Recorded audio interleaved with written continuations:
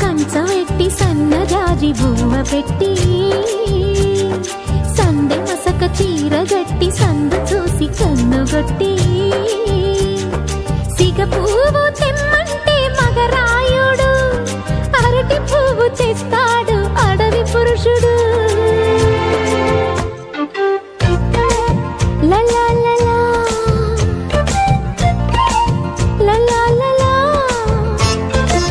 సందమామ కంచవెట్టి సన్నజాజి బువ్వ పెట్టి సందె మసక చీర గట్టి సందు చూసి కన్నుగొట్టి.